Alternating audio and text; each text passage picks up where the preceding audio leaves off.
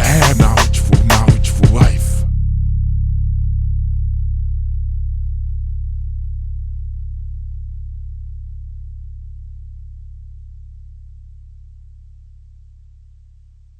Healthcare. I travel a lot. 20 years ago in radiology, changed sort of my contract over to come back and flow back to Dayton. I pursued several degrees. I have 5 degrees, but the most important one is the PhD. And I'll elaborate more about those degrees as pertains to mental health and some of the trauma associated with that. So welcome to be here tonight, and I thank you both. Thank you. Thank you. Okay. My name is Shanice Butcher. I am a supportive housing case manager. I participate in 2 programs. One is permanent supportive housing through a company called New Housing Ohio, where we help individuals who have mental health diagnosis, substance abuse, and at one point in time are facing homelessness. We help them get housed, and we're pretty much the liaison between them and any resources that they need. Through New Housing Ohio, I am also a part of a program based out of Columbus, CCSH, and the ODRC, which is Returning Home Ohio, where individuals who were recently incarcerated, we help rehabilitate them, whether it is finding housing, finding services. These clients have mental health diagnosis, substance abuse, and HIV and AIDS, and we pretty much are the liaison for them actually getting a fresh start. Oh, excellent, excellent. So, to start this off, I am the moderator today, and I'll introduce myself. My name is Rakia Wood. And so the first question I kind of want to ask for people that's not familiar with trauma as the panelist, how would you define trauma and then generational trauma? Ladies first. Ladies first. How would I define trauma? And then generational trauma. I would say, to a certain extent, anything that you've experienced in a negative light. And that can be, for some people just think trauma is something as big as, oh, this person got shot in front of me. Or people don't realize that trauma can be something as small as you telling your son he's not allowed to cry. Generational trauma is things that are uninherently passed down from person to person. Like, my grandma did it this way, so my mama did it this way. And because my mama did it this way, now I do it this way. And we don't have a definite reason of why we're doing these things besides it's been done in front of us. Nobody is questioning it. Right. It's just like, it was funny, I saw a meme not too long ago, and it was like, did you know that having a car light on while driving is not illegal? How many of our friends have been like, cut the light off for the car, the police go get you? It's like, we didn't question it because mama said it, so that was the law. Right. So trauma, it can be defined to everyone differently. So that's why I say it is something that has happened to you negatively that has impacted you. Okay. Yeah, I view trauma. I have 2 different ways to look at it. I think trauma is anything that is too fast, too much, too soon, or too often. And oftentimes it is unconscious a lot of times. Sometimes it's conscious. You see gun violence and you see it repetitively, and it creates a mental state that is not healthy, that doesn't serve you well. And I also think of trauma from a sort of a philosophical perspective, living in the present through the prism of the past. So I think we interact as humans, as Black people, with things on a daily basis that a lot of times is unconscious, but yet it sort of gets into our psyche, and it gets played out over and over and over again, and there's no outlet. And that is to speak to what you just said. I think piggyback off that is that the generational trauma is conscious and unconscious events that happen in our lives that we may not even be aware of it, but it gets soaked. I guess baked in the soil, so to speak. And before you know it, you're displaying actions and mannerisms that may not even be your own, but and sometimes it gets passed down verbally, it gets passed down culturally. Right. This is the way it's all, this is the way I was taught, so I'm gonna teach you this, and then you teach your child, and it just gets a repetitive cycle as well. Right. Sometimes it's positive, but I know we're talking about trauma. A lot of times it's negative as well. It doesn't serve that individual or family well. Okay. So would you all say that to a large degree that Black culture is a culture shaped out of trauma? How would I allow them or speak with them for them to see it? To help them understand. A lot of things, especially in Black culture, we are taught not to question. So my biggest thing, especially with my clients that I have, is to respectfully question those things. If you feel that this is that way, why do you believe that this is the truth?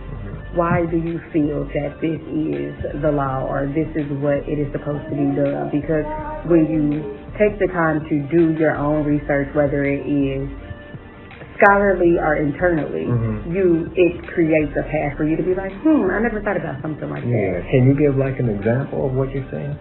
I have a client, a younger African American woman. We are around the same age group, and we were talking about her. She just had a baby, and I was like, it's okay to pause.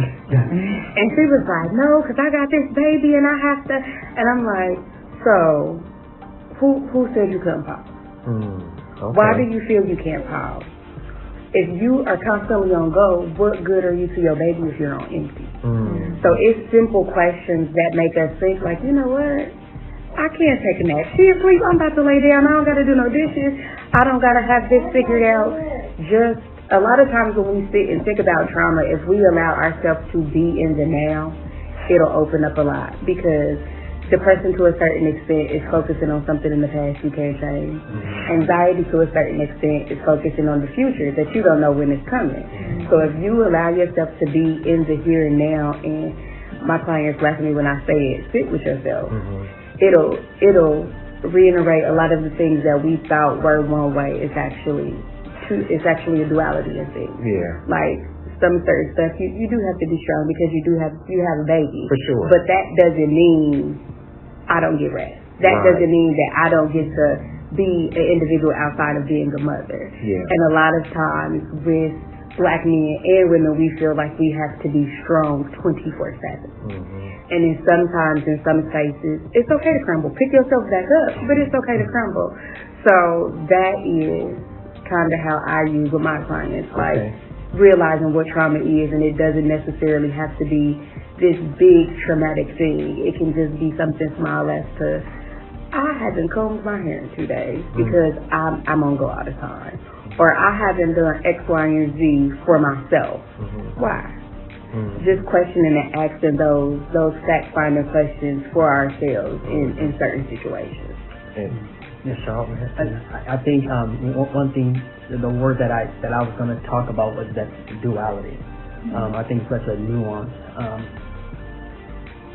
question, because of course we have in our history traumatic instances. Of course, slavery. We have public lynchings. We've had redlining. All types of different things that has perpetuated where we are now. But I think out of that, it has birthed creativity. It has birthed resiliency within our culture. So it's such a double-edged sword that, of course, that trauma, but I think we are the most resilient people on the planet as well due to that. But it comes at a cost. Yeah. So, yeah. Yeah, I think it comes at a cost, and then I'll let you ask your question, but I just wanted to chime in on it as well. Sure. So it's like, one of the examples that I give is that straight out of slavery, Black people, we built a number of different towns all over across America that were very prosperous, very successful. We know, of course, Black Wall Street, Greenwood, and there are some that we don't even know, like Seneca, which now they call Central Park, which was once a black town. So what happened though is that, like my father used to tell me that, successful black men, if you look at some of the lynching pictures, you look at pictures of black men being lynched and they have on nice suits. So it was due to their success and the envy of some whites that caused a lot of lynching, which caused us to have a mass migration to the north. Couple that with the black towns being burned down, it began to send a signal to black people that you can't build a business. You need to go ahead and wear your success, show your success, but don't try to be an entrepreneur, because they'll come and they'll just take the money out the bank, burn the town down, and you'll be left with nothing and no recourse. So as a consequence, today we don't have, the young people are beginning to have it once again, an entrepreneurial mindset, but for a long time we didn't even think of building businesses for ourselves. We only thought about getting employed, and I think that that's one of those generational trauma behavior that has to begin to change for us to be successful as a people. Remember the thing, just to piggyback off what you said when you said it comes with a cost. I actually had this conversation with one of my coworkers not too long ago, and we were talking about trauma. And it does come at a cost. And despite the way people look at it or not, the cost that you pay is your individuality, because now you're living through somebody else's rules. Now you're living through a standard that somebody else said. So that's why, like you said, it's a double-edged sword. If we took the time to get back to our individuality, to birth the positive things that it has came from, I feel like that would advance us way further. Okay. The questions that we have, you kind of dived into it a little bit. If you want to dive a little bit more, then I'm going to ask you, Ms. Shaniqua, what historical or systematic events have contributed to the trauma experienced by black individuals and families? Well, slavery, definitely, chattel slavery, I believe, there's, remnants we're still living with now.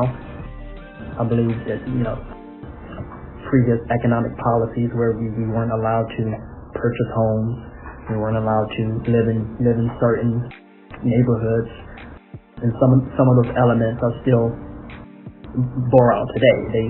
We experience this now. My background is healthcare, so it's medical experimentation.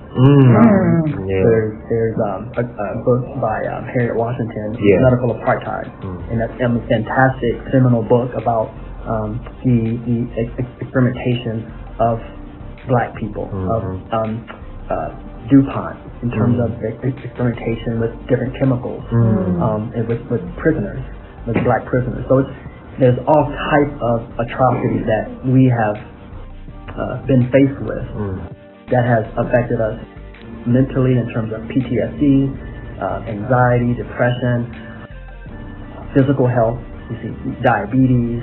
In some ways, that stress can bear obesity. It can bear different abnormalities health-wise that we experience just due to the stress of being black. So it's definitely a convoluted, really deep conversation. And if I can just go a little further into what you're saying, because I think that a lot of people may not associate our mental trauma with our physical health. And so if you could talk a little bit about how does trauma affect the body and the epigenetics of it, passing that down, because some of us say you might have diabetes or something like in your family, but that diabetes you came out of those higher stress hormones causing an imbalance. Can you talk about that? I think it's a suppression of our emotions. I think a lot of times that what we experience, we don't have viable outlets or maybe providers to talk to. Families talk within each other, within themselves, but maybe be silent elsewhere. And I think it's just that stress is a silent killer, and it can manifest high blood pressure, diabetes, stroke, whatever, and it could just it can wear on us as if we don't let it out, we don't have an outlet to person to talk to, or physical fitness, or anything that you can let your frustrations out because you're being inundated with different negative experiences. Absolutely. Did you? Because I want to just go a little bit into that because I wanted to ask you from what he just said. You know, outlets for Black people are few and far between. Yes. We're working 2 jobs, and like you said, that mother, the way that she feels that way is because she's the only one handling, raising the child. Yeah. And this is how the imbalance in our community has exacerbated, if you will, the system of white supremacy. Then you have that, what we're talking about is that generational trauma that's being passed down. Where do you find that rest? And even with that, like Dayton was very notorious for redlining, where you and your people were in this area, and even if you look at it now, most urban areas, if you will, have a food desert. There are no grocery stores within these areas, so that within itself, you only have McDonald's and Burger King, get X, Y, and Z to feed your kids. So that within itself is traumatic because you pick up what you learn in kids' eating habits. I tell everybody the hardest thing that I learned in my 30s was unlearning everything that I was told. Talk about it. And we don't look at it like that, because even with Black people, we have family functions where we have food. Fried chicken, fried pork chop, liquor, weed. Like let's be transparent. And nobody's having a conversation that Big Mama lost her leg because she got diabetes. Right. Or your uncle done had a stroke, that's why he walks the way he walks. And it's like, it's the habit of unlearning. And I can honestly say for myself, I can say my upbringing wasn't very traumatic, but there were traumatic moments. But I know when I had my daughter, one of the biggest things that I said while going to therapy, ain't nothing wrong with therapy, Black people. No. Was going through therapy was my therapist asked me what it was that I felt was my end game with my daughter, but through me what my end game was, and I had said I can't live like a peasant raising a princess, and that is only because honestly, systemically, me being a single mother, the easy way out is to sit here, get this check. You do what you're gonna do, live on low income, and it's like I've seen and I've worked that. Like outside of what I do now, my biggest career move was property management, dealing with social services. So you see, the grandma was on Section 8. She had her daughter, now her daughter on Section 8. Now her daughter on Section 8, and her daughter delivered her 15 and she pregnant, and they gotta wait until she's 18 to get her on Section 8. And it's like when we take what it is that we know. This is again, I tell people to question everything. When you take what it is that you have been taught with no direction and no understanding, you perpetuate the same cycle. And as long as you take like, oh well, we survived, we was on welfare, and we did X, Y, and Z, that creates that trauma. Because let's be honest, $600-700 a month with 2 kids ain't doing nothing. And trauma, that's why I say trauma is more than just the enormous experiences that we have. It can be something as small as, like I said, telling your son not to cry. Now he's went his whole life not being able to express emotions. And now he has his son and he can't properly love on his kids because he doesn't know how to express his emotions. And that gets passed down to his kids. And then Black women are being told to be strong. You got to have it all figured out. You got to do X, Y, and Z all the time. And now we're not creating spaces for either party to be soft. Right. Hold on. You touched on so much that I want to touch on. This is why we have the Willie Lynch letter over there, and you kind of touched on a few things that he kind of touched on in the Willie Lynch letter as well. How from slavery to now, we're raising mentally weak men but physically strong, right? And then our women are overly masculine, right? And this is something that was passed down from Willie Lynch where he said it, like, we're not worried about the generation that we're breaking now, right? We know they're going to be messed up. We worried about their kids and their kids' kids, and he said it. If we do this right, it's going to be at least 300 years to the next 1,000 years, and I feel like that's what we're seeing in our culture. It was something else you touched on, the generations of welfare system. So Judge Joe Brown went back and did some research, and he said that you can see generations, like, so families that's, like how you said, from generations on welfare, you can trace them back to the plantation that they were on. So like those same families that's on welfare for this long, you can literally trace their lineage back to slave and breeding plantations. What else? Eating habits. Oh my God. So when we talk about generational trauma, I feel like we have to talk about our eating habits as well, because we still eat like we're slaves. Yeah. You know, we've been eating the same for 400 years, right? Yeah. But they gave us that diet because of what? They gave us the food that they didn't want to eat. But that resilience that we developed, we made something out of nothing, right? We making pig feed and macaroni, green, like what they giving us, we making it do what it do, basically. Right. But now over time, it's like now we're developing these diabetes, and now we're overweight. Now the black man don't live as long as the white man, or now the black woman don't live as long as the white woman, right? We're more susceptible to die at 50 or 60 versus another race they're living till 80 or 90, right? Because we've been programmed to still eat this type. That's that. We learned it. Now we gotta relearn it. It's crazy because one of the things that people with money consider as delicacy was actually given to slaves and those in poverty. Lobster originally was for poor people.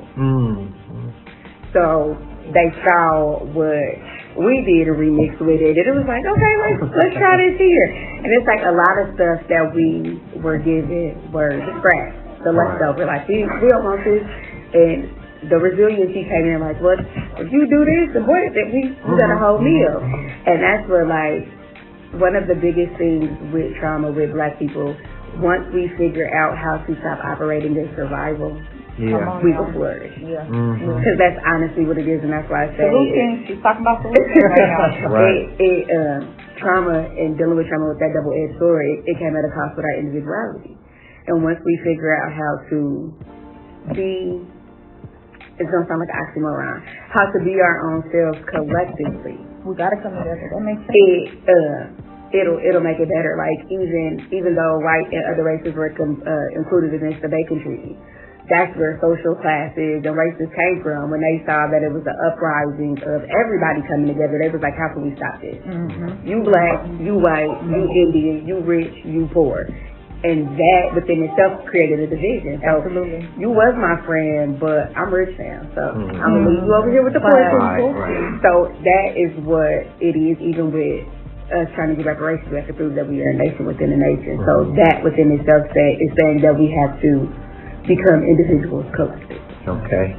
All right. And I just want to add, in terms of all of that, I think of maladaptive behavior, making the abnormal normal throughout history. You know, and it's tough to get out of that cycle. You know, but it is a lot of times it is destructive to ourselves, and then collectively it could be destructive to our group, our community. But it's not normal to have all these fast food places on every corner. It's not normal to have a food desert. But over time, you just live with it. You get to, and nothing changes, and that becomes the conditioning. And I want to go. Just real quick, how you said a fast food on every street. I went to Detroit, and I've never seen so many liquor stores.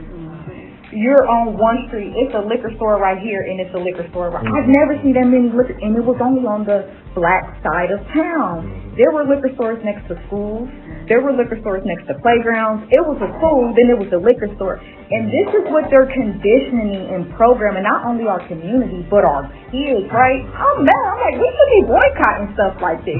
Because the people that own these liquor stores don't live in these communities, right?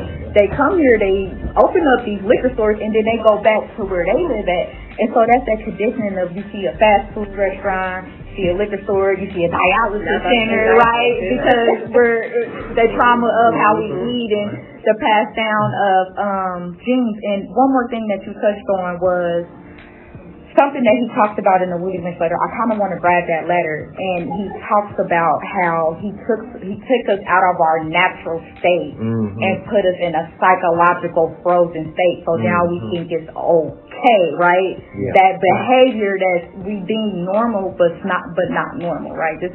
It can go back to the Willie Lynch letter.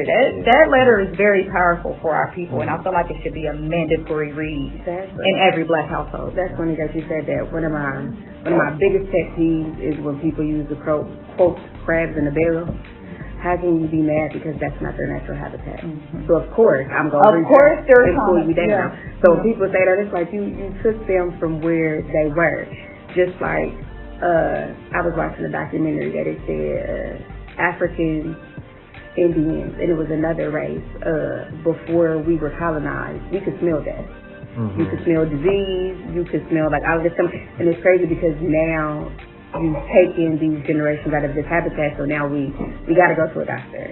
And not saying there's nothing wrong with going to a doctor, but now because we've been taken out of our habitat, we have to do ulterior things, and unfortunately a lot of the things that we have to do now originally were not set up or made for us. Talk about it.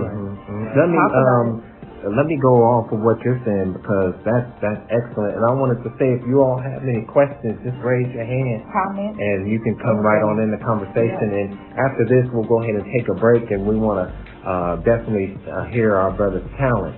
And but I wanted to say that, the Holocaust, from doing some research, is where they got this term from studying the descendants of survivors from the Holocaust. And I said to myself, when I found that out, I said, so in this fight to reclaim our minds, we don't really have allies in the society, because they know what they're doing. They know as a people our behavior is coming out of generational trauma, but they don't care. Because they haven't even, whenever somebody even talks about generational trauma, you don't never hear about it in the news, this term. So we as a people, we still think of trauma being the police cars, the police, something on a more physical level, but we don't know the psychological engineering that's taking place. And I just wanted to drop that in. If anybody have anything that they want to interject. We got to, and how you said the revolution won't be televised, right? I say that all the time, and how you said you're not going to see it on mainstream media. This is why when you brought this to me, we need a tour. Absolutely, let's keep going. The more we do it, the more people go. We gotta keep going, right? We gotta keep the momentum going, because we gotta save our people. We can't look for the government to say a COINTEL, right? Counterintelligence. They've been after us and our youth for years, right? The Black Messiah. We don't need another Black Messiah right now. That's why I say if you cut the head of a snake, we coming with 1,000 more, right? So this is why I'm excited. This is why this is important, and we're going to keep going. We're going to keep the momentum going, because we got to save our people. We got to let them know what generational trauma is, because the news, the government, other people not going to let them know, right? Yeah, no, I'm sorry. Let me say this real quick, and like what Dr. Eric was saying, is that we don't even know that we don't know. We don't even know that we're sick, because we've normalized it. It's the Willie Lynch. So let's go ahead and get our brother. You can stand right there. And this is our poet. Introduce yourself, please. How y'all doing? I'm Aaron Holman, born and raised in Charlottesville, Ohio. Been doing poetry for about 9-10 months now. I got 2 poems for y'all, and it kind of mirror what we're talking about today. The first one's called Mirrors, and I kind of built it around identity, and what community do we struggle with identity the most? Ours. On a global standpoint, and as an individual, trying to figure out who you are in this world, trying to find your place, and just us as a community, just trying to make our mark and make our stamp. So how do you choose to use your mirror? Face yourself. The true self and the reflection of your glass. Wipe it off. It won't get any clearer. You can go ahead and make your fake with that makeup, but the feeling won't pass. While you're looking to the future, soul searching from the past. Do you stare into your own eyes? Do you look into your soul? Be careful, because that crack in the mirror will be your goal. Cutting the finger, red bleeds, but all that glitters isn't gold. Do you like what you see? It is ironic that mirror truly tells us we are our own worst enemy. But that reflective image has been such a good friend to me. That mirror told me to correct that section of the shirt where the wrinkle used to be. So that uncertain woman looking at herself like, damn, look at my booty. You are not alone. Facing yourself as news to be used to feed, those held back by fear, tears cry, icebergs from the freeze. This healing journey is so that we all can feel the breeze. So just take this moment, look at yourself, ask yourself, who do you want to be? Man, wow. Powerful. Thank you, my brother. Did you have another one? Or? Another one. Yeah, we'll do one more. This one is definitely one that hits home for me because Love that. not only am I talking about my own personal life, but a lot of life of the men that are in my generation. Sure. I'm 28, born in 1996, and I feel like our generation is trying to make that change that needs to happen. This one's called The Mission. I'm just a single father trying to make it. It's so hard being a man. You feel less than for needing a small helping hand, but just a quick favor. Lift the weight fast to reduce the labor. I just want to sit a little comfortable like my neighbor. You know, lay back in the lawn chair, late night sky, staring at the stars, you know, smoking a cigar, soaking up information, sipping sweet tea out of that crystal glass mason jar. I bust my ass, you ask, who do I do this for? My daughter who 2 is for, my son who just turned 2. I break my back for him too, car rides after school. I have them all the time, but I still don't feel useful, but I need to be truthful. Should I get another job? Just a few more dollars. The amount of work I put in on the daily deposit to rent, garnishing the check, damn. Am I the one getting robbed? Honest clock in from 9 to 5. Yes, sir. Yes, ma'am. Trying to survive, borderline living a lie. Stuck up folk, looking down on those who mock floors, giving praise to drug lords. Oh my God, he got money. Look at the diamond chain. But a fried brain can't even remember his own name. It never made a certain sense. We yell out, free such and such. Despite the crimes they literally choose to commit. Please make it make sense. Won't even high five a man doing something positive, something with a vision. Why do we do that in our community, creating such a division? My community, my culture, please put your ego on suspension before we perish, before we even accomplish the mission. All right. Thank you, brother. Before you go, while you're on camera, let everybody know how they can contact you, and if you've got any events or anything coming up in the future. Just right now, I'm just posting on social media, getting a lot of content out, a lot of poetry out. You can find me on Facebook at Aaron C. Coleman, and then on Instagram at Mr. AC_art. Again, that's Mr. AC_art. Content comes monthly, and I'm just trying to make a name for myself throughout the city, hopefully worldwide. Yes, I was doing everything, y'all. If her foundation has some type of art to it, I'm calling Mr. AC. He's coming. I just want to give him a compliment. You ever heard the poem by Paul Laurence Dunbar, We Wear a Mask? Yes, my mom. That, your first poem you did gives me this generation's version of that. I gotta go read it. We wear the mask that grins and smiles, that hides our teeth and says, it's a good poem. Look at it. We wear our masks. I think it's We Wear the Mask. Just Google Paul Laurence Dunbar and We Wear the Mask. For It'll sure. pop up. So if you remember, we'll go ahead and pick back up to where you were. Her comment about holistic. We use everything else that the earth produces for negative but not positive. Marijuana, cocaine, and heroin, opium. But we don't think that if it can take this negative effects on our body, what can using the right things that the earth creates can do. I only say that we just came back from a seminar, and they were talking about ADD and ADHD is they were calling it diabetes 3 because it's sugar on the brain. And if we just take like people love Splenda and stevia, that's actually a leaf. You could take the same leaf, boil it in your tea, and it'll do the same effects as what the mayonnaise stuff did. But she said everything that the world produces naturally comes from a plant. Eczema is because the overconsumption of processed foods in the skin. I have a niece that is like 6, I think she's 6, and she had eczema, and her doctor was like, stop eating her processed food, stop giving her lunch meat, stop giving her X, Y, and Z.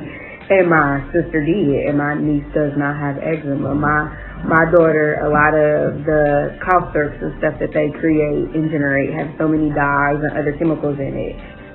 I make fire cider, garlic, turmeric, ginger, honey, like that stuff naturally does what we pay Benadryl to do, what we pay other medicines to do, and a lot of stuff, if we just alter what we consume, will make a world of difference. Absolutely. So, generational trauma, can we talk a little bit as we begin to wrap this up? Generational trauma is something also that affects us, as we were saying, on a physical level. And so can you all talk a little bit about, and this is mixing things up a little bit, but about depression and suicide? And also, as Black women, this generational trauma, we're seeing a lot of women who are actually dying in childbirth, maternal and infant mortality, and we don't relate that necessarily to generational trauma. However, we had the tennis star, I think it was Venus, Serena almost died, so it don't matter. They've done studies, and it don't really matter what income our women have, they're still suffering from that. So maybe. Yeah, I do want to touch on that. There's an article called An Apple a Day, and it was a global study with Black women across the globe, and they found that due to lack of the health elements, due to structural racism. Okay. That was the whole gist of the study, called An Apple a Day. But yeah, it's to have high infant mortality, high maternal mortality due to racism, due to lack of cultural competent providers who can talk to mothers, who can guide their physical and mental and emotional wellness into childbirth. It's appalling, and we don't have the implementation in a lot of health systems with doulas, with those one-on-one experts who can guide women, who can help women, who can assist women in different resources. But yeah, it's not just the U.S. It's global. Right. And it's no matter where it is, it's Black people, Black women, particularly in terms of mothers, they bear the responsibility and the calamity of lack of resources. Okay. Let me be transparent. It's funny. I'm actually in the process of starting a nonprofit for girls. And what I have as our motto is transparent moments generate teachable, transparent truths generate teachable moments. And I say that with my daughter, that was one of the worst medical experiences I have ever experienced in my life. Before I knew I was pregnant with my daughter, I was a smoker. And I had went to an appointment, and they were like, it was very little traces of marijuana in my system, but they could tell that I had smoked. And it was like 4 social workers that had came around and was like, if you, when you had this baby, it's marijuana in your system, we're taking the baby, no questions asked. That same hospital, I had to bring a client who we found out she was pregnant that day and had been using heroin. There were so many resources, classes, programs for her to get clean, and there was not ever a conversation about taking her baby. Wow. And I was just sitting there because one of the nurses, it was a Black nurse that was in there, she just looked at me like, things that make you go, and I'm like, exactly. Man. So but even with that, I had to, my best friend, Ani, is a nurse, she was my advocate while I was pregnant, because I'm like, I wasn't quite the age to be in a geriatric pregnancy because it's 35, but I was 31 when I got pregnant with my daughter. And I'm telling her, like, a lot of this stuff doesn't make sense. And they're making decisions without me. And I couldn't, I had what's known as hyperemesis gravidarum, which is morning sickness for mothers, morning sickness every day throughout the entire pregnancy. To where I was like 230, I was almost 69 by the time I had my daughter. And one of the doctors came in the room while I was in the shower, and she politely yelled in the room like, "If you don't eat, we're gonna put a feeding tube down your throat," and walked out. And I was like bawling. I'm like, okay, everybody else's pregnancies have been magical. This is my first baby. What is going on? I called her, and one of our resident doctors came in, and I'm schooling her about like the mortality rate in black women and black babies and all of this other stuff. And she was like, "I didn't know that." And I'm like, what do you mean you didn't know that? So that's why when I had my daughter, I was giving Motrin, while the lady next door to me was giving Vicodin and morphine and everything else, because they felt like I had a higher pain threshold. But one thing they don't tell you when it comes to birthing children, the healthiest babies are black girls, black boys, white women, and the sickliest is white boys. And I knew that from, it had got so bad up here with the lack of care or COOS medically that I moved from Cincinnati to Georgia with my family when I got pregnant with my daughter, only to have a better opportunity at proper health care. So I first would say, like, when it comes to that, that's why we have to unlearn these habits. Learn yourself, learn your body. And if you have a friend who is anything in healthcare, get to an advocate, because some places or situations, they're going to try to tell you that what your experience is, oh, it'll go away. 6 months, you still got the same issue. You have to advocate for yourself because nobody else will.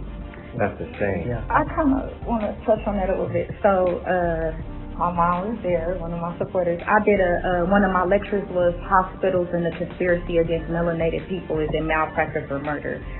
And in there, I kind of dive deep into that. Like, we're dying in numbers at hospitals, right? Like, if you're an educated black woman, your chances of dying during childbirth are astronomically higher than another race of women. And men are dying too. Black men are dying too at a higher rate than black women, white men, any other race, basically. And so this is kind of off topic. This is kind of like a controversial type of question it might be. But and then it kind of goes back to segregation, because now we don't have any black hospitals. Like, predominantly all black hospitals were ran by us, for us. The only one left is in Texas, and it's really small, and it looks like an apartment building. Do you feel like, and it's just opinions, how did desegregation do you feel like desegregation set us back a little bit? And if it did, how? Because now it's like we can't trust these hospitals. That's what it kind of sounds like.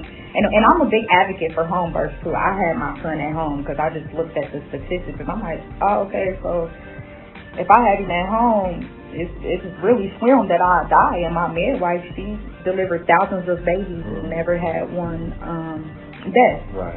So, especially when it comes to hospitals, right? That's very important. Not only is it a food desert, but it's a hospital desert. No hospitals either. When you look at the hospitals in urban areas, they are the most outdated hospitals amongst everybody. And then, even though they're outdated, like was that Grandview or Good Samaritan they closed? Good Samaritan. And they said it was a funding issue, but then Kettering opened one in Beaver Creek.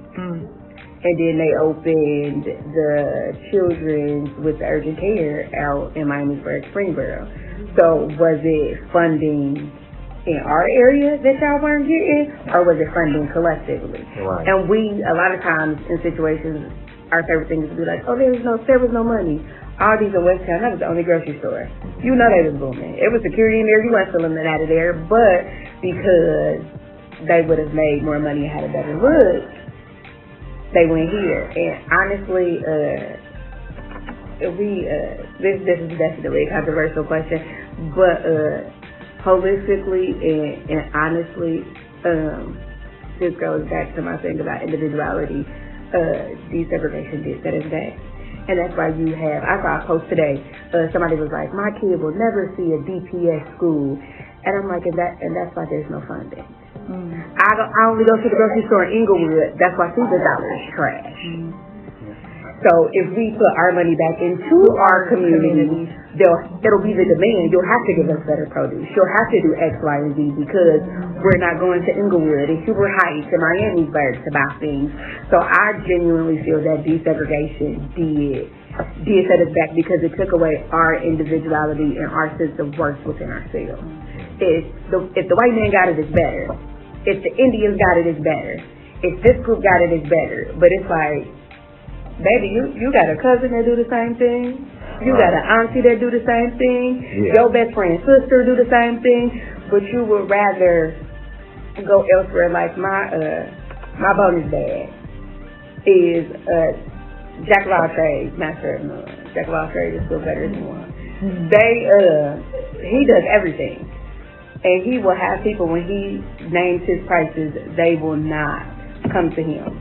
But they'll go and pay the white man double what he did. Like one of his coworkers, they didn't want to pay him, but they paid somebody else. They messed it up, and then 2 people that worked with him but not on that project, he sent out. The same white man. He's like, well, I'm going to send him and him. And they pay him less than what they paid him to fix what they messed up. Right. Yeah. And if we don't see the worth, or we always want to discount when it's us. Yeah, but I think once again, and then we'll go to, my sister wants to say something. It goes once again to remember that this comes after integration. This comes after they burn down our black towns.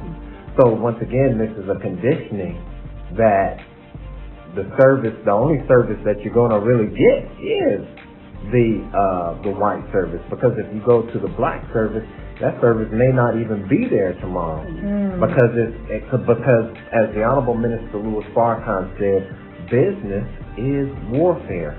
Business is warfare. So whenever we establish any type of business, we have to understand that this business is competing with the white business. That goes back to what he said previously about the cost of trauma, individuality. So we look outwardly because we've been conditioned to think that this is better. Yeah, or this is worth more, and that I feel like it's the habit of unlearning. Yeah. Okay. I just want to share something. I know that a lot of times people do try to support their own kind within the community, but so much of the sightseeing behavior has caused a lot of people to not trust. And so they do go outside of their community. I've got burned a couple times, and I would keep, I really help this work out. And it didn't. And that's very disturbing. So that means we also have to work on our integrity as a people, so that we can begin to trust each other and support one another. All right? Absolutely. Can I piggyback off of that? I 100% agree with the aspect of we need to do better. Has Walmart ever messed up something for you? I was literally about to say that. Oh my God. So my only thing with that is, with it, again, I'm not telling nobody to stay down and lay down and let somebody get over on you, but we will give every other entity a second chance, a third chance, a fourth chance. But as soon as it's your brother, your sister, your cousin, it's like, you know what, she got over on me. Like I saw somebody make a post that a girl had did something, and she was like, I didn't like the way she did that, so I'm never shopping with nobody black. I'm like, nobody? Right. Nobody, like, no one. And she was like, no, she's like, because this is the second and third tab, and I had simply, and she deleted my comment, but I'm like, how many times has McDonald's messed up your work? Right. Yeah. But you know, go right ahead. It falls along the same lines of I know black people who don't prefer HBCUs. They don't prefer going to black businesses, and it creates that psyche of the other is better. I'll go there, and I think collectively in this country, in our quest for getting better or having more, it has created that individuality, and that has hurt desegregation. Because I'm gonna get mine. I'm gonna get my degrees. I'm gonna get my cars. I'm gonna get my houses, and I'm getting out. I'm not thinking about you all. Right. I'm getting mine, and it has created that individual selfishness. So from that perspective, that selfish individual, and we've always been a collective people, a tribe. We've always been that kind of mentality, but over time, I think that has eroded to where now, of course, now this generation, you have social media, you have all this other things claiming, I'm balling, or I'm doing this, I'm doing that. Look at me. It's always me, and not we. And we have just lost that. I can't think of the rapper, but she was like real big in like the 70s or 80s, and she was younger, but she had positioned in her contract that if she never did another song, they had to pay for her to go to school. And she got her doctorate, and she bought the biggest house in her hood.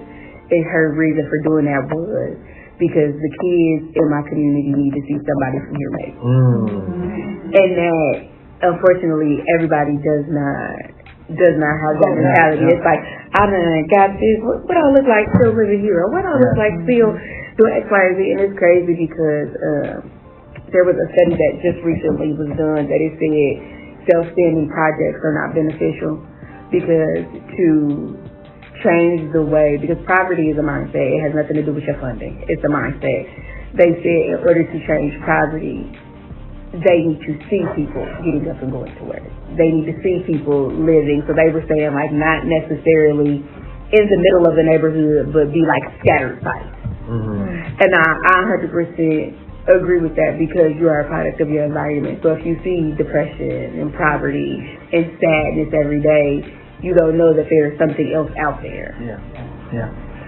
So I guess as we begin to close this on out, because we're at the bottom of the hour, let's look at generational trauma, and I think from the aspect of offering some solutions. So first, I think not necessarily solutions that what people can do, but solutions for people to go and get a grasp, get an understanding of what generational trauma is. What are some first steps that a person can take to understanding? I think I know there was some mention about questions. I view it as curiosity.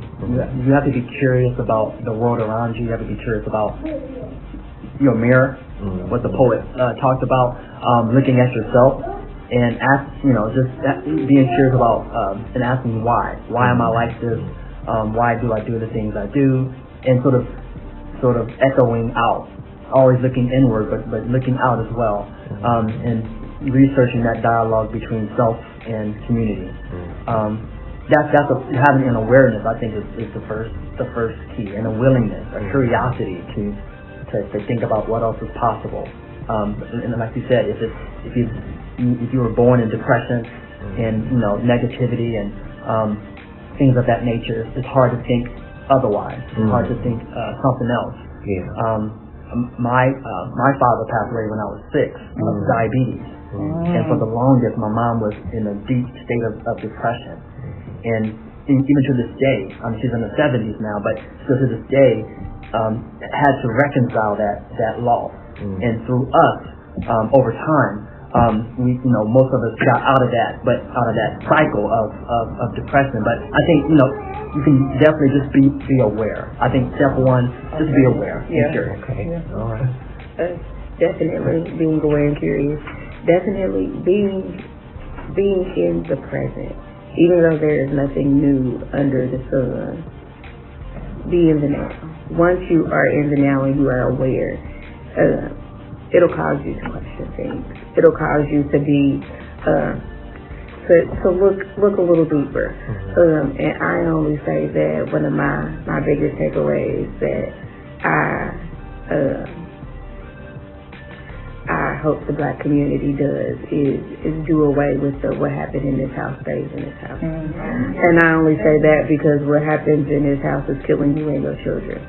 So be okay or willing to open up. There are black therapists. There are black doctors. There are resources geared solely towards African Americans and black people. Be okay with admitting that you're not okay. Yeah. And if I can chime in just a little bit to this, I think one of the things that really is kind of disturbing is that we as a people don't put things in context. So we look at our situation and we look at our mental health and everything, and we are in the now. We don't look at the historical context of how, history and conditions and circumstances have shaped us to be these type of people that we are today. So I just wanted to, I don't know really where I was going with that, but I just wanted to, talk about that historical context. Go ahead, my friend. I agree with that, Brother Steve. I agree with a lot of things that everybody sounds like. What's your name? My name is Tony Gibson. Hi, nice to meet you.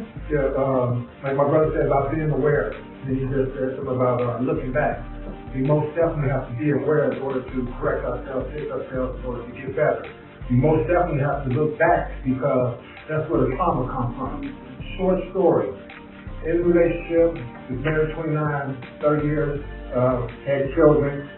I found myself like, they looked at it as me as being controlling. But I looked at it as being protective, a protective father. They let you know you got to work.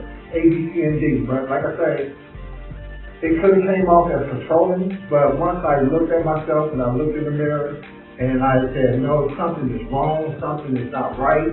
I sat still and I looked and I said, why am I like this? And I am a fan of connecting with myself. And once you do connect with yourself, from the higher power, from the ancestors, you will have that inner conversation. And what I come to learn was, my mom, she was in the cocaine area, got caught up on the crack. Okay, my mom left me at the age of 17. First, let me back up before that. I was separated from my father at 7. First separation. My mother was cocaine, took away my 5-year-old brother, my 11-year-old sister, and my 13-year-old sister. They moved in the city.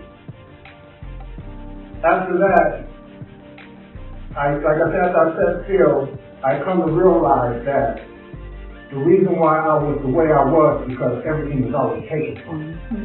And once I became aware of why I was the way I was in my relationships, and I must say it hurt my relationships, whether it was with my children or myself at the time. Me knowing what was happening to me has caused me to be a better man today. With this young lady. She says no controlling because once you are aware of it, and not only that, having a conversation on the other side of let her know where this comes from. So if it ever flares up again, because it'll never leave. It'll always try to creep back. But if you're being open and honest, transparent with yourself, not only with yourself, but with your partner, when those things come up and those hard thoughts come to your head, we can have that conversation. And most definitely, I just wanted to say that.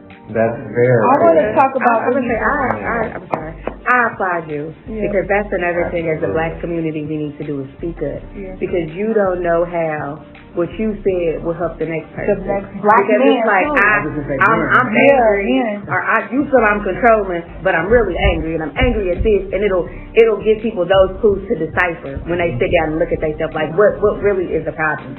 So I applaud you for being transparent because that is definitely what our black men and sons need to see.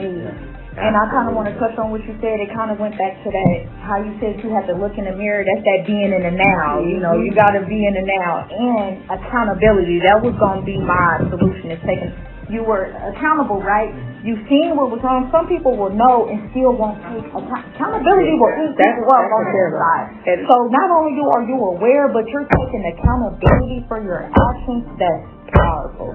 And one of my solutions is accountability. And just to piggyback off what you said, I 100% agree that we do need to look back But the biggest thing when people look back, they dwell there. Right. You're only supposed to reflect. Right. Absolutely.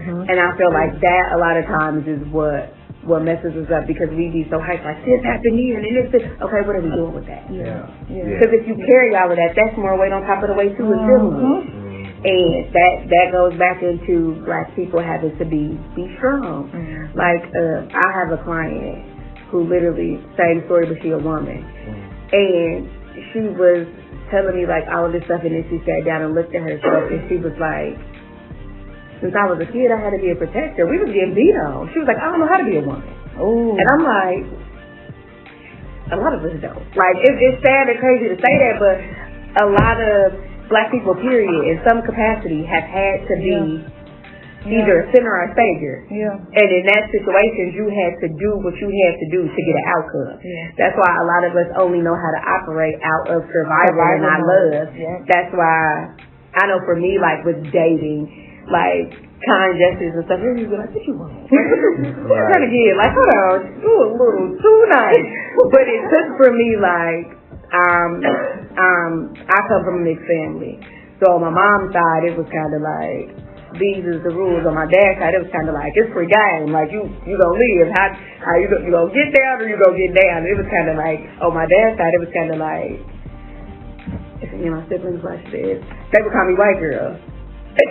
So, or Oreo, like, she Black, but she ain't black. And I found myself constantly having to defend myself with my dad's kids. So it was kind of like, now, so like, if you try me, I'm gonna beat you to the punch. Like, what are we doing?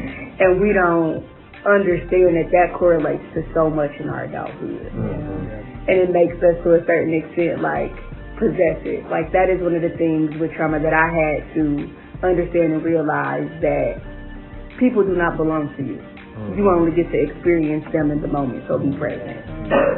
And so as we close out, I think if we could touch on forgiveness, you know, because a lot of us, we're doing these things out of trauma, and we regret it.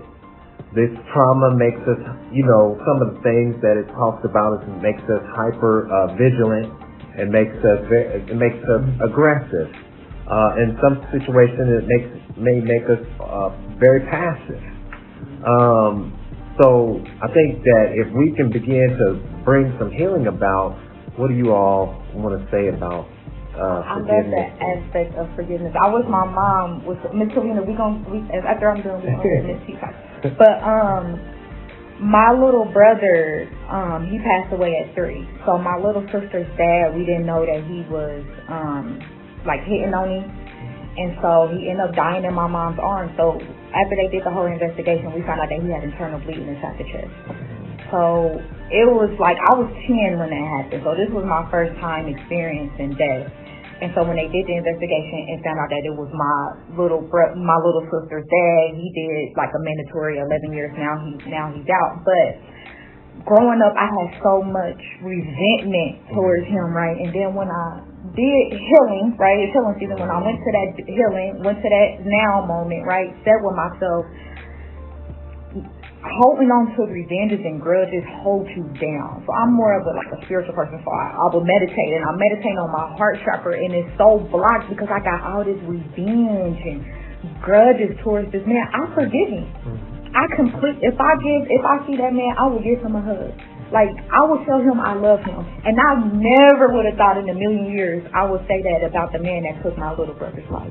But forgiveness, you can block your blessings, right? Not learning how to forgive. Grudges and hatred can stem into physical diseases, right, in your heart. So I agree with forgiveness 1,000%. And forgiveness is a reason why I'm so where I'm at now, right? The place that I'm at now, the peace of mind that I have, right? To forgive, to let go. Forgiveness is not for that other person, it's for you. So that's my deep story. Okay. On forgiveness. Missy, what you got to say real quick? I would say I experienced a lot of trauma throughout my childhood, and I had a lot of anger and resentment towards my mother. I was more of a parent in the household, and so that kind of paved the way to all my relationships. Like with my kids, I was overly protective. I was an enabler. I didn't never want them to not feel love. So I overcompensated and I put all my love in my kids.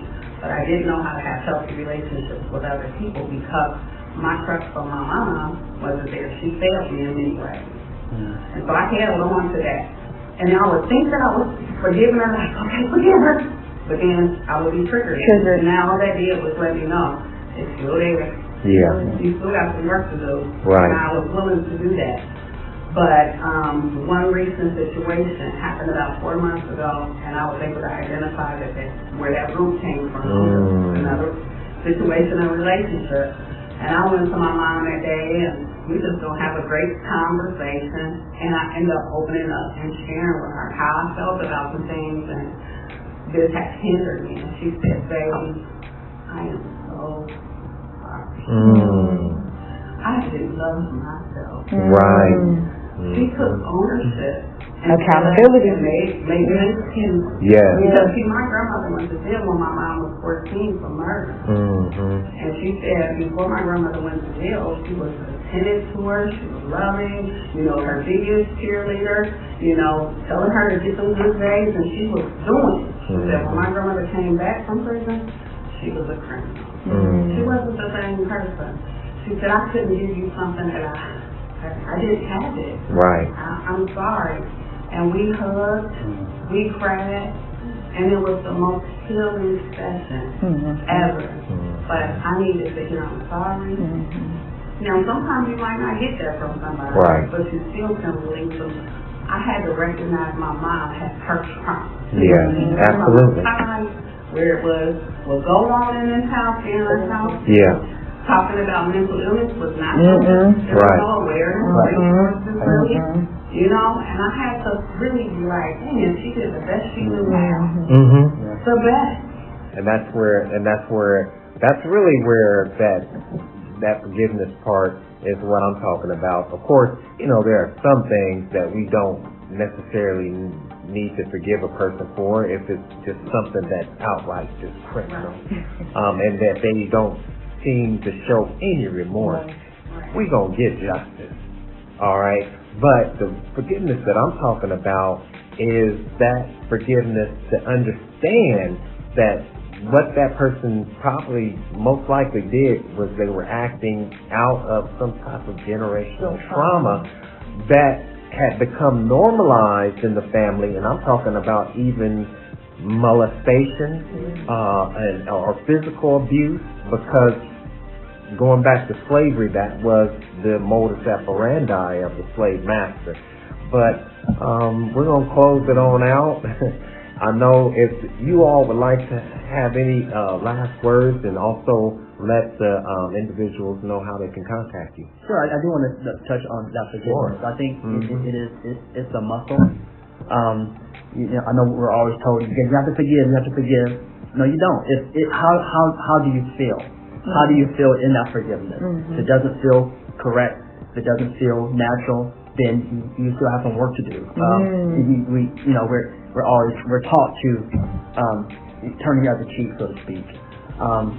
But I think of I view issues. I have a term. I live in the gray. I know there's black and white. I sort of live in the gray, and it helps me to relate to clients. It helps me to relate to people, period. Not creating that knee-jerk reaction, not being too sensitive. I'm the middle child as well, so I'm used to negotiating and facilitating difference. And it has helped me in my role at the college. It has helped me with clients. It has helped me personally deal with, not being too passive, but also not being hyper vigilant in different areas.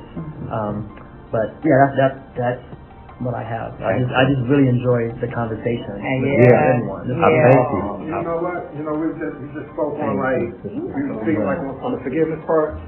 pretty much on what people have done for us, but we also got to remember like what we've done for ourselves. And that's the part that stops us from growing. Because I do agree, if someone's hurt you to a fact, it takes some time for that. It can't be forced. It got to come naturally. But we got to remember the things that we do for ourselves, the things that we know better in doing, and then those can be the things that stop us from our growth. Right. I have 5 words without. Let me see. Without forgiveness, there's no help. Say that. It's I'm gonna say it's funny.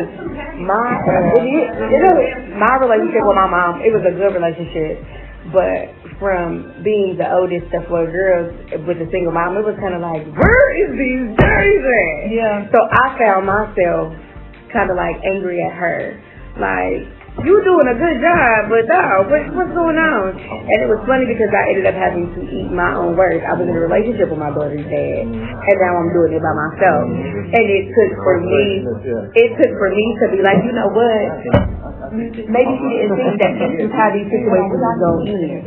Maybe she thought that like this was it and this was that. And it was like, and for you to be angry at her when life kind of threw you the same limits, it was like, how are you any better than that situation? Okay, that's the cycle. So what are you going to do different that your mom didn't do so you can teach your daughter something different? That's all getting the time. You know what's crazy? I just my biggest thing with my mom, if I could change anything, was the strong black woman mentality. Yeah. So with my daughter, I can see now my daughter is 4. Every older black people look at me because if my daughter come to me and be like, Mommy, that hurt my feelings, well, talk to me. How did that hurt your feelings?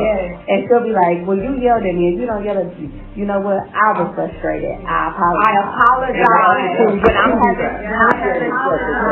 a heavy day, I come to I appreciate you all. And so to close this out, because we have gone a little over time, I want to thank everyone for joining us in this conversation about generational trauma.